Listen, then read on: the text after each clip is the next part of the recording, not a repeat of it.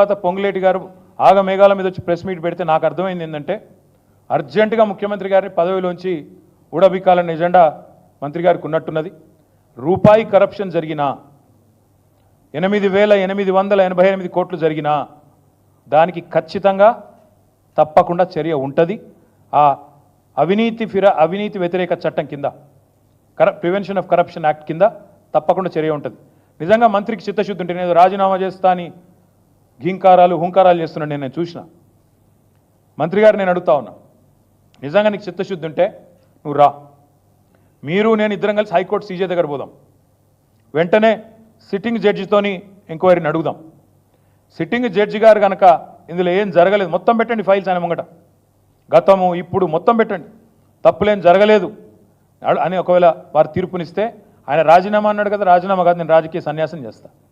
ఇంకొక మాట, మా మంత్రి గారికి ఒకవేళ ఏమైనా ఇబ్బంది ఉంది హైకోర్టు సీజీ దగ్గర రావడం అనుకుంటే ఇద్దరం కలిసి కేంద్రంలో ఉండే సెంట్రల్ విజిలెన్స్ కమిషనర్ ఉంటాడు, ఇద్దరం పోదాం. నెక్స్ట్ వీక్ నేను పోతా, నువ్వు కూడా రా, టైం చెప్పు, డేట్ చెప్పు, ఇద్దరం కలిసిపోదాం, సివిసికి ఇద్దాం.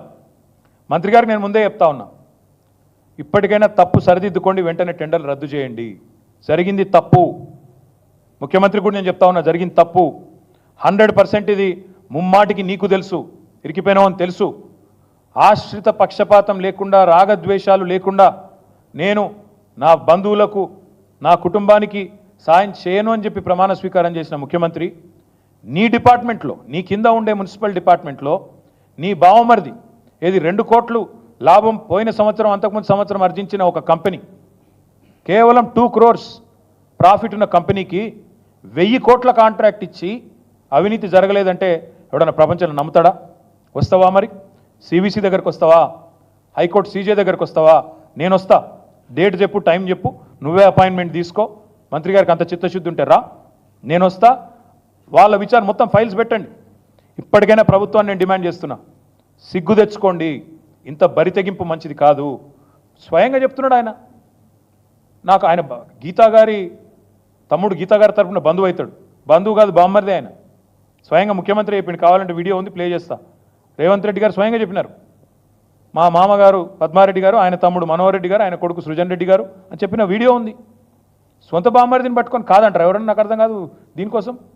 అందుకే నేను అనేది, సివిసియా, సిట్టింగ్ జడ్జా, పొంగులేటి గారు రండి, తప్పు జరిగింది ముమ్మాటికి తేలుస్తాం. ఎందుకంటే ఇప్పుడు మీకు తెలిసి ఈ ప్రభుత్వానికి ఒక ఫ్యాషన్ అయిపోయింది, కాళేశ్వరం ఒక జడ్జు, ఎలక్ట్రిసిటీ ఇంకో జడ్జు, మరి దీని మీద కూడా వేయండి.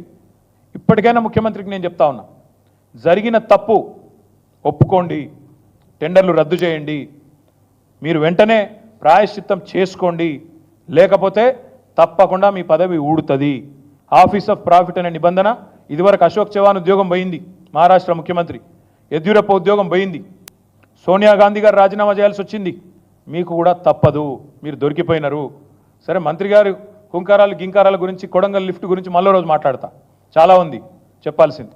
ఎట్లా ఎల్ఎన్టీని డిస్క్వాలిఫై చేశారు, అంతర్జాతీయంగా పేరున్న ఎల్ఎన్టీని డిస్క్వాలిఫై చేసి ఇక్కడ ఉండే సుంకిశాలలో ప్రమాదానికి కారణమైన కంపెనీతో జతగట్టి ఇదివరకు బండబూతులు తిట్టి ఆంధ్ర కాంట్రాక్టర్ అని, ఈస్ట్ ఇండియా కంపెనీ అని, మాఫియా అని బండబూతులు తిట్టిన వాళ్ళతో మీరెట్లా జతగట్టారు?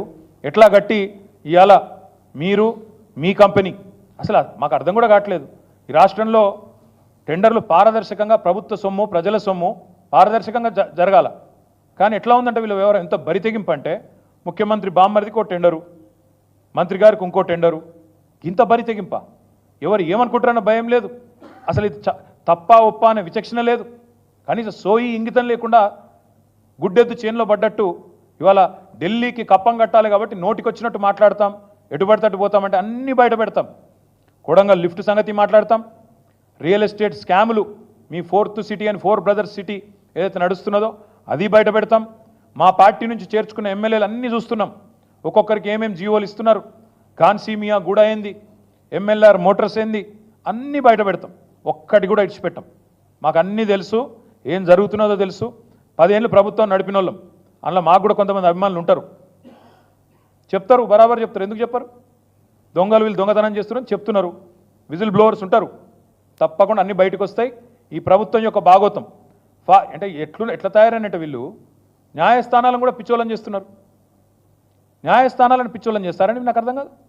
ఈ ముఖ్యమంత్రి చిట్చాట్లో చెప్తాడు ఏమని, ఫార్మాసిటీ రద్దు అంటాడు, శ్రీధర్ బాబు రద్దు అయిపోయింది అంటాడు, స్టేట్మెంట్ ఇస్తాడు. నిన్న హైకోర్టుకేమో ఫార్మాసిటీ ఉందని చెప్తారు. అంటే న్యాయమూర్తులను పిచ్చోళ్ళని చేస్తారా? న్యాయ వ్యవస్థను తప్పుదోవ పట్టిస్తారా? ఇంటింటికి పోయి కండువాలు కప్తారు మా ఎమ్మెల్యేలకు. మళ్ళీ బయటకు వచ్చేమో కోర్టుకు వీళ్ళు మా వాళ్ళు కాదు, కాంగ్రెస్ వాళ్ళు కాదు, వీళ్ళు బీఆర్ఎస్ వాళ్ళు అని చెప్తారు. అంటే న్యాయ వ్యవస్థను అంత అవమానించే విధంగా, న్యాయమూర్తుల యొక్క తెలివితేటలను కించపరిచే విధంగా, న్యాయమూర్తులను కూడా అవమానించే విధంగా ఈ ప్రభుత్వం వ్యవహరిస్తూ ప్రజలను, న్యాయమూర్తులను అందరినీ పిచ్చోళ్ళు అనుకుంటున్నారా? బామ్మర్దులకు టెండర్లు ఇవ్వచ్చు, మంత్రులకు టెండర్లు ఇవ్వచ్చు, ఎవడు మాట్లాడొద్దా? ఆంధ్ర కాంట్రాక్టర్లను మీరు బూతులు తిట్టిన వాళ్ళు, మాఫియా అని తిట్టిన వాళ్ళు, ఈస్ట్ ఇండియా కంపెనీ అని తిట్టిన వాళ్ళు, వాళ్ళకు టెండర్లు ఇవ్వచ్చా? ఎవరు ప్రశ్నించొద్దా? ఈ మాట్లాడితే మళ్ళీ రాజీనామా. మేమెందుకు రాజీనామా చేస్తామని నాకు అర్థం కాదు. రాజీనామా చేయాల్సిన దగులుబాజీ ఈ ముఖ్యమంత్రి, ఆయన మంత్రులు. ఎవడైతే అవినీతికి పాల్పడ్డాడో వాడు చేయాలి. మేమెందుకు చేస్తాం? ప్రజల తరపున అడుగుతూనే ఉంటాం, బరాబర్ అడుగుతాం. తప్పకుండా వీళ్ళని ఎండగట్టే విషయంలో మాత్రం వెనక్కి తగ్గకుండా, నేను అంటున్నా కదా బ్రదర్, బిగ్ టీవీ అనేది ఏదో టీవీ నేనేమంటున్నా అంటే రమ్మను, సివిసికి వస్తాడా, సిట్టింగ్ జడ్జి కాడికి వస్తాడా, రమ్మను, కాగితాలు తీసుకొని రమ్మను, నేను కూడా వస్తా, టైము డేట్ ఆయనే ఫిక్స్ చేయమని, అపాయింట్మెంట్ కూడా ఆయనే తీసుకోమను. రాజకీయాల్లో వదిలేస్తాం, మంత్రి రాజీనామా కాదు, మను కాదు. తప్పు జరగలేదు అని ఈయన గిన్న ఒక థర్డ్ పార్టీ గిన్న ప్రూవ్ చేస్తే, నేను ఆయన కాదు కదా, ఒక జడ్జో సివిసో ప్రూవ్ చేయాలి. ఇద్దరు కొట్లాడుకున్నప్పుడు మేమిద్దరమే తెంపుకుంటామే, పంచాయతీ పెట్టుమను, నేను వద్దంటలేను. తమ్ముడు మీకు ఒక చిన్న విషయం చెప్పాలి. ఎంపీగా ఎమ్మెల్యేగా మీరు ఉండి, ఎంపీగా ఎమ్మెల్యేగా ఉంటే వేరు, కానీ ఈరోజు మీరు ప్రభుత్వంలో భాగస్వామి. ప్రభుత్వంలో అంటే క్యాబినెట్ నిర్ణయాలలో ఒక్కొక్క పైసా మీరు ఏదైతే అప్రూవ్ చేస్తారో, కొడంగల్ లిఫ్ట్ కావచ్చు, ఇంకోటి కావచ్చు, దానికి మీరు సంతకం పెట్టారు. మీ కంపెనీకి ఇవ్వచ్చు ఎవరికి, అది ఆఫీస్ ఫర్ ప్రాఫిట్ కదా? ఆయన ఆలోచించుకోమని, కొద్ది లాయర్లతో మాట్లాడమను. కొత్తగా వచ్చిండ్రు కదా గవర్నమెంట్లకు, దూకుడు ఎక్కువ ఉంది, కొత్తగా వచ్చిండ్రు, తెలియదు, తెలుసుకోవాలన్న జిజ్ఞాస లేదు, తెలుసుకోమను.